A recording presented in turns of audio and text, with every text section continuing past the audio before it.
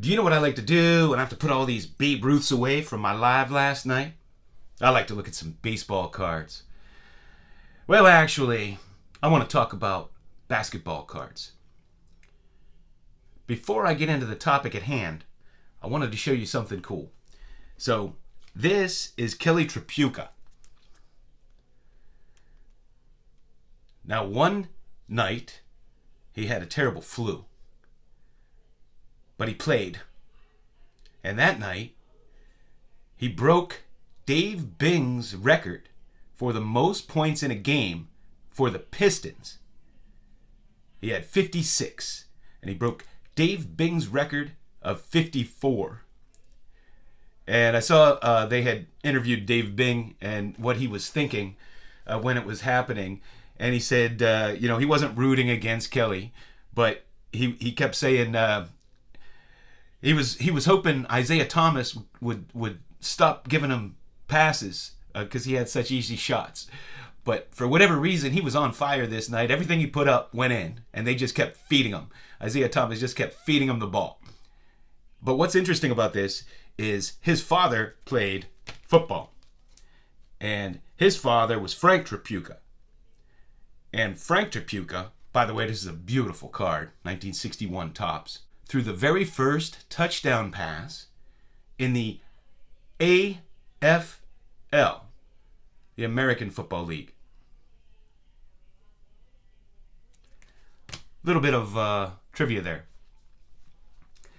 So, somebody had asked me, I did a segment I entitled Bustin' Chops. I grew up in Pittsburgh, and man, everybody I hung out with was, what you would probably consider manly men. What they term today toxic masculinity. And I don't know, people weren't so good at showing emotions, and the way that they would show their emotions or, show love to each other is they bust chops, right? If we weren't busting each other's chops, we probably didn't like you. Like, if we weren't busting your chops, we probably didn't like you. And my friends, everywhere we go, you just bust each other's chops, and everybody was known for something. I have a lot of friends that I made on YouTube, and I text with all day, like the Misfits and so forth. And that's what we do all day long in text. We bust each other's chops. We tease Rick from Vintage Oddball Cards about his age and opening T206 when he was a kid. And we tease Lou Ronk because he goes through dollar boxes and he's real frugal with his money. And they bust my chops all the time. And it's just the way, we show love. So I certainly hope when I do that it's not taken the wrong way. Because the people that I talk about, I like. Otherwise, I wouldn't include them. Like NY Yanks fan, he's always busting my chops in the comments, and we message. So when I bust his chops on here, it's all in good fun, and he knows that. So I just wanted to say that. But in my last video, I had somebody ask me which one is Michael Jordan's rookie card. Is it the 84 Star, or is it the 1986 Fleer? And I wanted to give you my answer. I don't care. See, that's the thing. I truly do not care. AJ, what do you think? I don't care, Uncle Johnny. That's what I thought. So, for my family, after I'm gone, I care a little bit. Because I have the Fleer. And I don't have the 84 Star. But as a collector, I don't care. Why can't they both be great cards? The 1952 Mickey Mantle is not Mickey Mantle's rookie card, right? But it sells for a lot more than his rookie card. See, I'm not a big fan that every rookie card should be worth more just because it's a rookie card. See, in my mind, I think the 1971 Thurman Munson should be worth more than his rookie card. It's a way nicer card. I think Nolan Ryan's second-year card should be worth more than his first card. That's just me. I think Johnny Bench's second-year card should be worth more than his first card. Pete Rose's second-year card should be worth more than his rookie card. We put this extreme overvalue on a rookie card compared to a player's second or third or fourth year card. And some people just collect those. And, the rookie card is a big thing in card collecting. Not for me.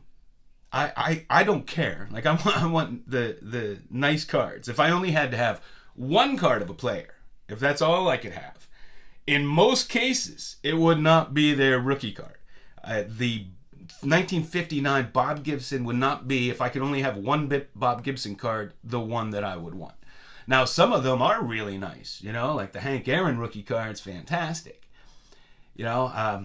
So, to me, I don't care. Now, the hobby seems to care. And there's a lot of talk about this, right? And people are pumping this up. To me, I think they can both be great cards and they can both have great value. So if the Fleer ends up being worth more and the 84 star is his rookie card, then so be it. I don't care. AJ, what do you think? I don't care. Right. So that's my take on it. I don't really care one way or the other. My family may care, since I have one and not the other, like I'm saying. And I think people that have the Fleer and don't have the star probably want the Fleer to be the rookie card. I think people have the star or who are investing in pumping it up want that to be the rookie card, and because they don't have the Fleer or whatever. The stars, when I was growing up, and I know a lot of you feel the same way or you experienced this, right, is that the stars weren't really considered real cards back in the day. We all kind of viewed them as almost fake cards. And that has changed. Things in the hobby change, right?